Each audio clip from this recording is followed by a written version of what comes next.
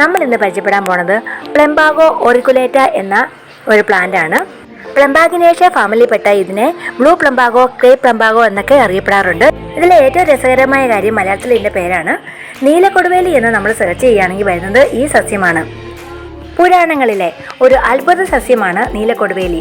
ഇരുമ്പ് സ്വർണ്ണമാക്കാൻ കഴിവുള്ള, മരിച്ചവർക്ക് ജീവൻ കൊടുക്കാൻ കഴിവുള്ള, കയ്യിൽ വെച്ച് സർവ്വ ഐശ്വര്യങ്ങളും വരുന്ന, പൂത്തു കഴിഞ്ഞാൽ നശിക്കത്തില്ലാത്ത പൂക്കളുള്ള, കഴിച്ചു കഴിഞ്ഞാൽ അമാനുഷിക ശക്തി ലഭിക്കുന്ന എന്ന് തുടങ്ങി കൊടുങ്കാട്ടിൽ വളരുന്നതും ഉപ്പന് അഥവാ ചെമ്പോത്തിന് മാത്രം കണ്ടുപിടിക്കാൻ പറ്റുന്നതുമായ ഒരു സസ്യമായിട്ടാണ് അതിനെ വിവരിച്ചിരിക്കുന്നത്.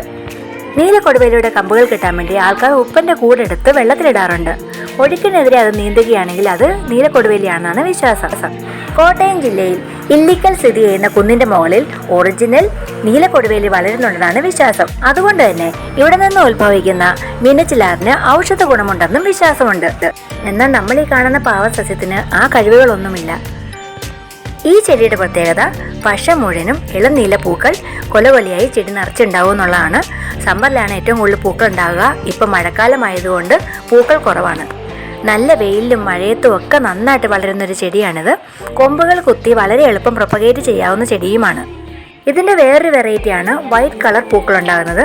അതുപോലെ കുറച്ചും കൂടെ ലൈറ്റ് ആയിട്ടുള്ള ബ്ലൂ ഉണ്ടാകുന്ന വെറൈറ്റിയും സാധാരണ കാണപ്പെടാറുണ്ട്. മണ്ണ്, മണൽ, ചാണകപ്പൊടി, ചകിരിച്ചോറ് എന്നിവ തന്നെയാണ് ഇവയ്ക്കും വേണ്ടത്. ഇവ 1.8 മീറ്റർ വരെ പൊക്കം വെക്കാറുണ്ട്. നല്ല വെയിലാണ് നിറച്ച് പൂക്കൾ ഉണ്ടാകുന്നത്.